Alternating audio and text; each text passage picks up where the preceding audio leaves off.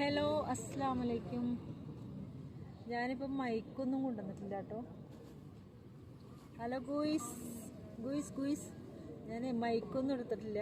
ഞാൻ സാധാരണ ഒരു ഫോണിൽ ഇങ്ങനെ സാധാരണ രീതിയിൽ സംസാരിക്കാം എന്ന് വിചാരിച്ചിട്ടാണ് ഇത് ചെയ്യണം കേട്ടോ. ഞാനിപ്പോൾ സംസാരിക്കുന്നത് വെച്ചാൽ എനിക്കൊരു കണ്ടന്റ് കിട്ടിയപ്പോൾ ഞാനത് പെട്ടെന്ന് എടുത്തിടാമെന്ന് വിചാരിച്ചിട്ടുണ്ട്. ഈ കണ്ടന്റ് എല്ലാവരും മുമ്പും കേട്ടിട്ടുണ്ടാവും, പക്ഷെ എനിക്കിത് ഒരു പുതുമ തോന്നാൻ കാരണം എന്താണെന്ന് വെച്ചാൽ ഞാൻ താമസിക്കുന്ന ഒരു ലേഡീസ് ബെഡ് സ്പേസിൽ കണ്ട കാഴ്ചയാണ്. സത്യം പറഞ്ഞാൽ ഒരുപാട് ലേഡീസ്, അതായത് 20 വയസ്സ് മുതൽ 21 വയസ്സ് മുതൽ ഉള്ള പെൺപിള്ളേർ കേട്ടോ, ചെറിയ പെൺപിള്ളേരാണ്.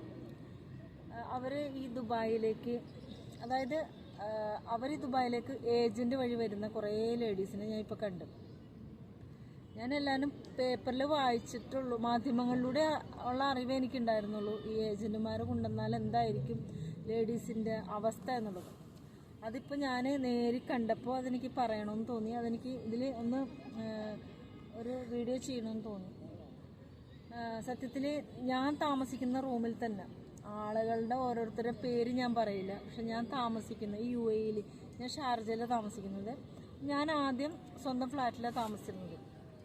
ഇപ്പോൾ ഞാൻ എൻ്റെ മക്കളൊക്കെ നാട്ടിൽ പോയപ്പോൾ ഞാനിപ്പോൾ ബെഡ് സ്പേസിൽ മാറി താമസം തുടങ്ങി. അപ്പോൾ ആ ബെഡ് സ്പേസിൽ വരുന്ന ഓരോ ലേഡീസും ജോലി അന്വേഷിച്ച് വരുന്നതാണ്.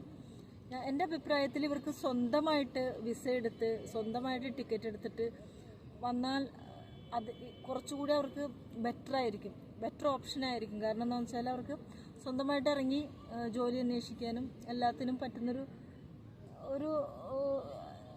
എന്താ പറയുക, ഒരു സിറ്റുവേഷൻ അവർക്ക് ഉണ്ടാവും. പക്ഷേ അതും ആ ഒരു ഇതും ഭയങ്കര ഡേഞ്ചറാണ്. എന്നാൽ പോലും ഈ ഏജന്റുമാർ ചെയ്യണ എന്താണെന്നറിയാമോ? ഏജന്റുമാർ ലേഡീസിനെ നാട്ടിൽ നിന്ന് കൊണ്ടുവരും. അവരതിനു മുമ്പ് തന്നെ 2-3 കമ്പനിയായിട്ട് ടൈപ്പായിട്ട് ഇവർ ഇൻ്റർവ്യൂ കൊടുക്കാം. ആ ഇൻ്റർവ്യൂ കൊടുക്കുന്ന കമ്പനിക്ക് എന്തെങ്കിലും ഇവർ കൊടുക്കുന്നുണ്ടാവായിരിക്കാം, പ്രത്യേക ഫീസോ ഒരു കമ്മീഷനോ എന്തെങ്കിലും കൊടുക്കുന്നുണ്ടാവും. അത് വെച്ചിട്ട് ഇവരുടെ ഈ വരുന്ന ആളുകളുടെ ക്വാളിഫൈഡ് ആയിട്ടുള്ള ആൾക്കാരുണ്ടാവും, ക്വാളിഫൈഡ് അല്ലാത്ത ആൾക്കാരുണ്ടാവും. ക്വാളിഫൈഡ് ആയിട്ടുള്ള ആൾക്കാർ ഇപ്പോൾ അക്കൗണ്ടന്റ്, എഞ്ചിനീയർ, അങ്ങനെ കുറേ എന്താ പറയുക, എഡ്യൂക്കേറ്റഡ് ആയിട്ടുള്ള കുറേ ടീമുണ്ടാവും. ഇവർ അവിടെ നിന്ന് ഇങ്ങനെ ഇതിനുള്ള എല്ലാ കമ്പനികളിലും നമുക്ക് ഇൻ്റർവ്യൂ ഉണ്ടാവും, ജോലി നിങ്ങൾക്ക് വാങ്ങിത്തരാം എന്നൊക്കെ പറഞ്ഞിട്ട് അവരെ കൊണ്ടുവരണ 1 ലക്ഷം, 1.5 ലക്ഷം, 1.25, 75 ഇതൊക്കെ പറഞ്ഞിട്ട് മേടിച്ചിട്ടാണ് നാട്ടിൽ നിന്ന് അവരിങ്ങോട്ട് കൊണ്ടുവരുന്നത്.